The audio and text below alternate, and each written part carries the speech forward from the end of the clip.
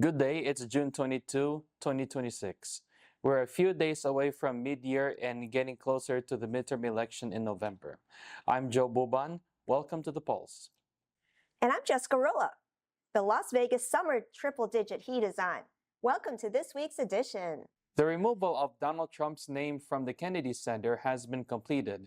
The U.S. District Judge Christopher Cooper last week ordered the removal of Donald J. Trump's name from the Kennedy Center of Performing Arts.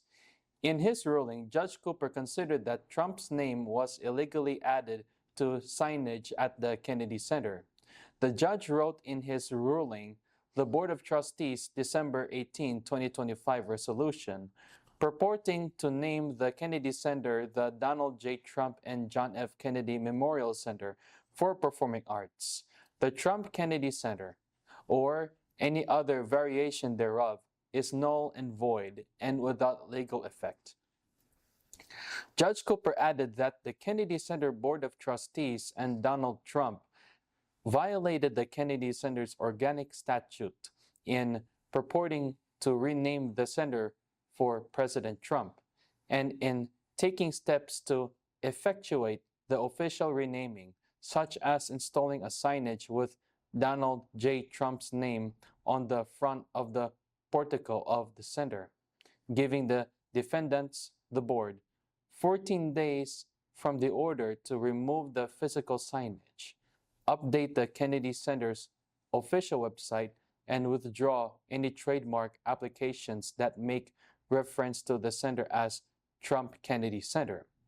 Ohio Congresswoman Joyce Beatty, who is also a member of the Kennedy Center Board, initiated the lawsuit. Judge Cooper based his ruling on the fact that the establishment and naming of the Kennedy Center was an act of Congress, and that only Congress can change it, not the board or President Trump. Representative Joyce Beatty, in a press release, said that the ruling rightfully affirms that the renaming and closing the Kennedy Center, that's for renovation, has no legal basis. The Kennedy Center is an institution that belongs to the American people, not to Donald Trump. He desecrated this sacred memorial for his own vanity. I am proud to have fought for the rule of law to protect this sacred institution, she added.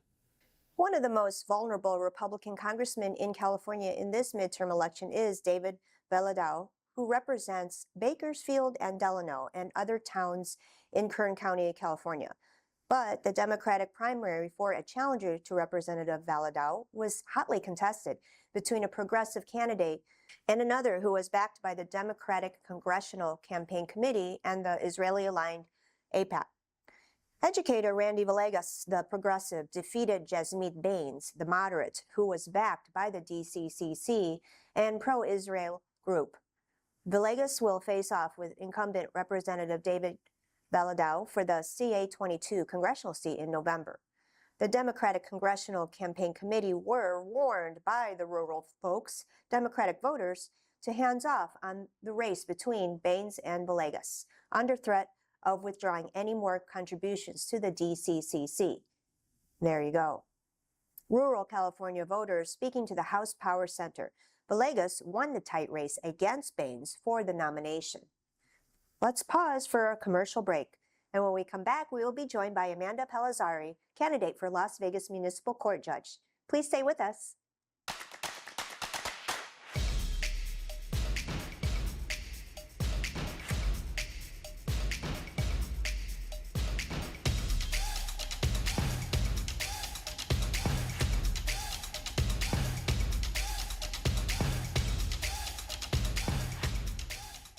I'm Scott Black. When I was first elected, North Las Vegas was a lot like my classic VW bus. It needed some attention. Now an awesome new NLV is taking shape, kind of like this. And we're headed into a future where we have the best of everything. Stronger public safety, improved neighborhoods, new amenities, and higher paying jobs for working families. I'm Scott Black, and I'm asking for your vote so together we can bring this momentum to every road in our city.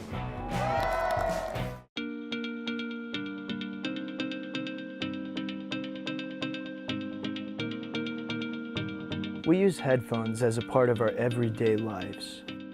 Whether we're at work, getting exercise, meditating, in transit, studying, practicing, or relaxing. Hi, I'm Ryan Sway, the founder of Aircom. I would like to introduce the world's first wireless airflow audio earbuds. As a festival and a concert junkie, I really enjoy the live experience of being there and feeling the music.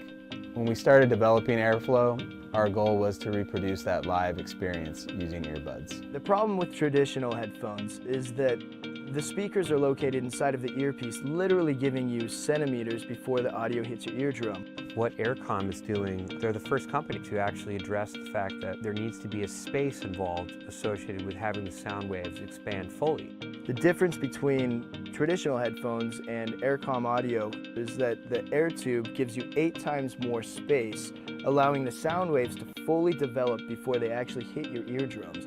And this gives it a much more live, natural sound, just like in a recording studio. It's real nice that someone actually addressed the physics associated with how sound comes out. The challenge we had was to create an earbud with enough airspace for the sound to fully develop and breathe. Unfortunately, traditional earbuds are about the size of a jelly bean, and there's just not enough airspace. However, that changed when we developed Airflow Audio. Airflow uses an air tube to deliver 6 to 8 times more airspace than traditional earbuds.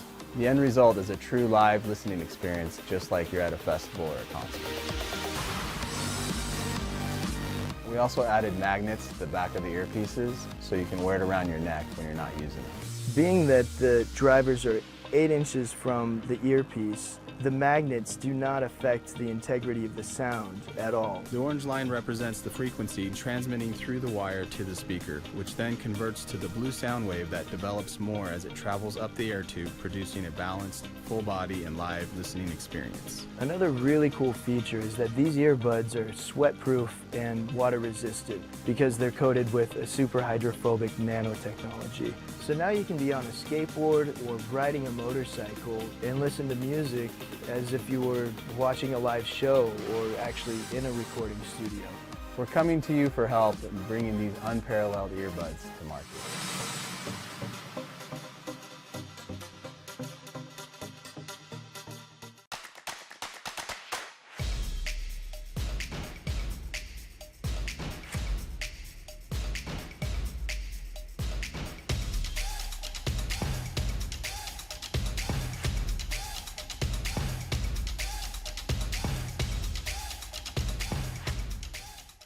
With us now here at our Philam TV studios is Amanda Palazzari, who will be in the November general election ballot for Municipal Court Judge, Department 1.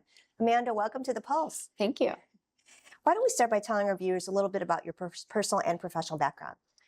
So I have lived in Las Vegas for about 35 years. I've been practicing for about over 18 years, primarily in criminal law. I went to school at UNLV, and then I went to law school at Boyd. And then after practicing for a few years, I opened up my own law firm in 2013. So I've been doing that ever since. Currently, I handle indigent defense cases in most of the counties in Nevada. So when a county needs a qualified attorney who can take on a case, a more serious offense, I'll go up to Northern Nevada. So I practice in Nye, Humboldt, Elko, Ely, all of the rurals. And then here in Las Vegas, I practice in federal court, municipal court, county, appeals. I've argued in front of the Nevada Supreme Court, and I'm also a public attorney in municipal court. So I practice there every day.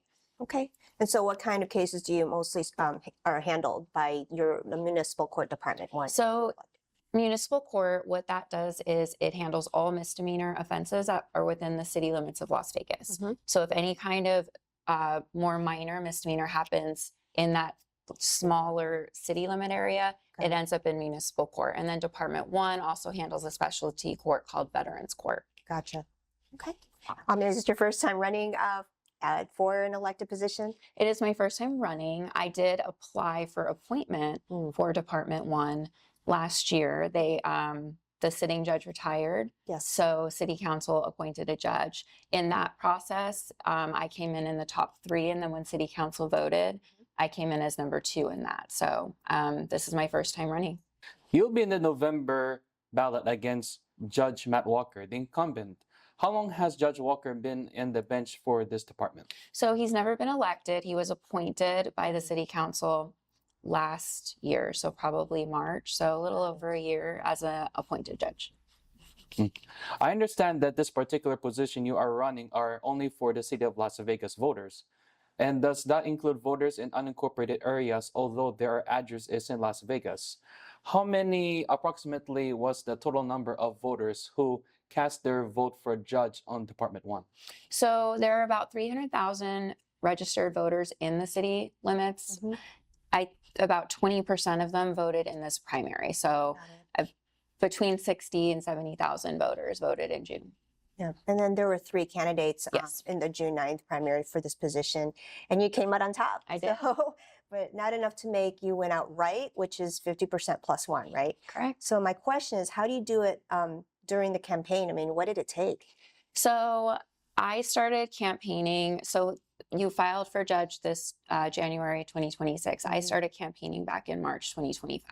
Yeah. I knew that Department 1 was the goal. I knew that's which department I wanted to run for. So ever since then, I've just been out in the community getting to know everybody I can. Right. I've never been a political person. I've never been in the politics where people know who I am and I know who they are. So it's taken me a lot of work and effort getting to know everybody, getting to know the voters.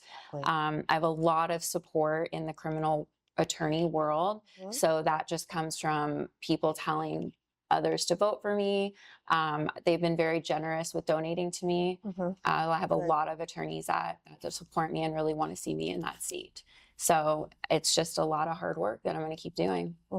Starting early is important. Absolutely. Are you expecting a tough contest leading to the November election between you and the incumbent?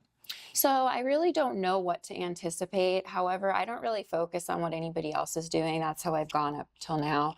So I'm going to continue only focusing on what I do. So I'm going to do it the way I do everything else, which is I'm going to manage this and handle myself in my race as if this is going to be the most competitive, and to work as hard as I can, try my best to win, and believe that it's going to be hard to do it, but I don't really know what to anticipate.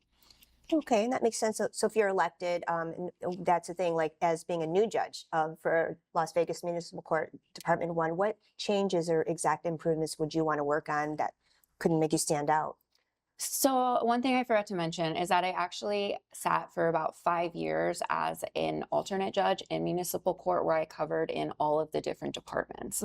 So it's something that I actually am also experienced on that side of the bench. So while I was sitting there, and what I intend to do in the future is improve the efficiency in the court, make sure that you give everybody their day in court, while also making sure that things run smoothly and efficiently. Municipal court has a huge number of cases that go through it every day. So practically speaking, you have to get through it quickly, but everybody still deserves to be heard. I also intend to improve Veterans Court, which, like I said, is the specialty court that they have there. Okay. We are almost out of time for this segment, so the last words will be yours. What would you like to say to the voters out there? I'm Amanda Pelzari. I'm running for Las Vegas Municipal Court Department 1. I would like to earn your vote in November. I did finish in the June primary as number 1 in a very competitive 3-person race against a sitting judge. So I'm going to keep that momentum going to try to win in November.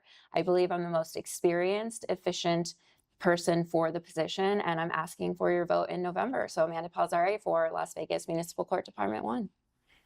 There you heard it, guys. Amanda Pelzari, candidate for Municipal Court Judge, Department 1. Thank you so much, Amanda, for talking to us today, and good luck on your race. Thank you so much, guys. And to our viewers, stay with us for more news after this segment.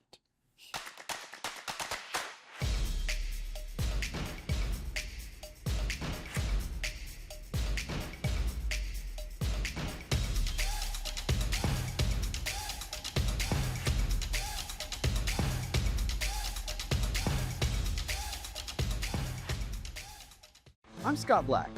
When I was first elected, North Las Vegas was a lot like my classic VW bus. It needed some attention. Now an awesome new NLV is taking shape, kind of like this. And we're headed into a future where we have the best of everything. Stronger public safety, improved neighborhoods, new amenities, and higher paying jobs for working families. I'm Scott Black, and I'm asking for your vote so together we can bring this momentum to every road in our city.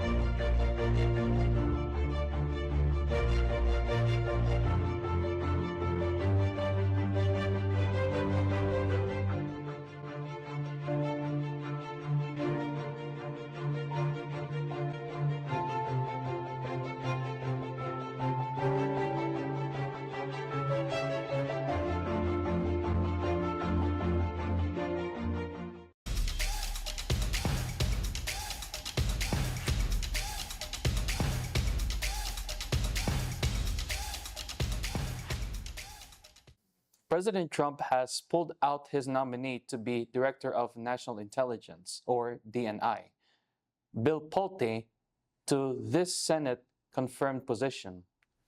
After loud opposition from both Democrats and Republicans, the MAGA operative Bill Pulte, whom Trump appointed to the position of Director of the Federal Housing Finance Agency, is no longer Trump's nominee for DNI. Instead, the president announced a new nominee, Jay Clayton, who is the U.S. Attorney for the Southern District of New York, considered the top and most important U.S. Attorney's office in the country that has even foreign governments complying on subpoenas coming from that office. Jay Clayton, who is federal head prosecutor for the SDNY, is more acceptable to both sides of the aisle. That even Democratic Senator from Virginia, Mark Warner, wants him to be confirmed soon to take over the position left behind by Tulsi Gabbard, who resigned. Gabbard was a former Democrat and former Congresswoman who represented Hawaii, but joined the Republicans and Donald Trump administration. But by Wednesday last week, the president wanted Bill Pulte, who remained as acting DNI, for a few weeks or a few months more. Lawmakers on both sides were not thrilled of the idea of Bill Pulte remaining on the job.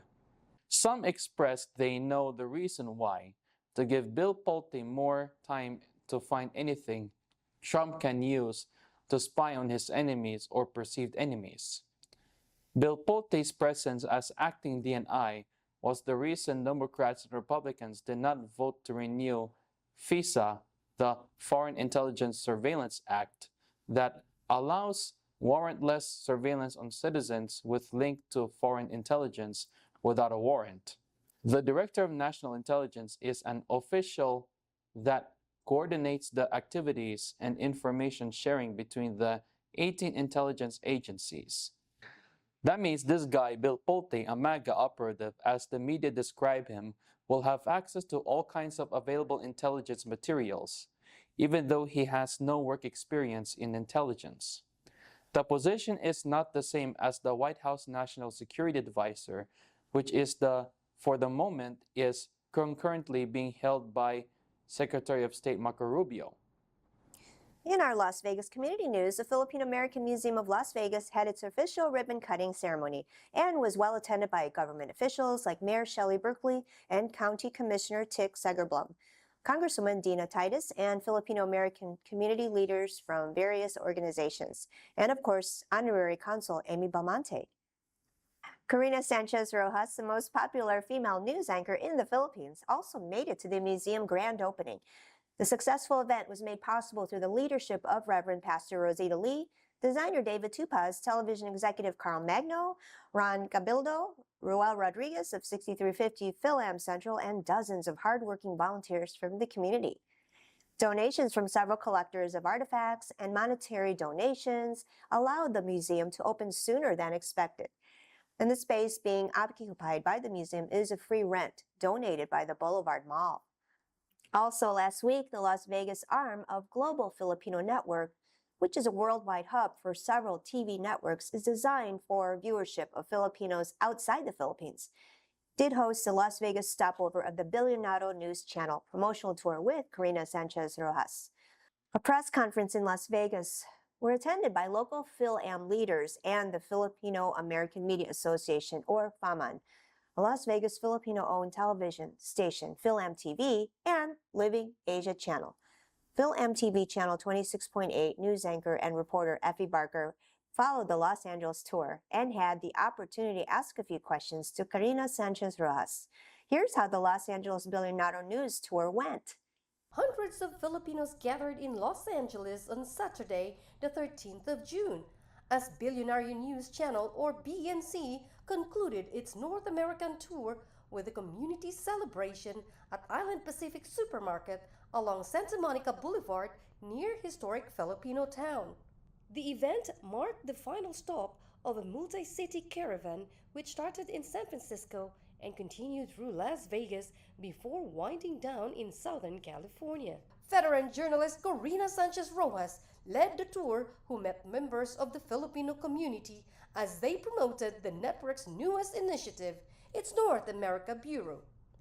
The goal is to strengthen ties with Filipinos abroad and ensure that their stories are heard not only in America but also back home in the Philippines. The event was attended by media personalities, community leaders, artists, and performers.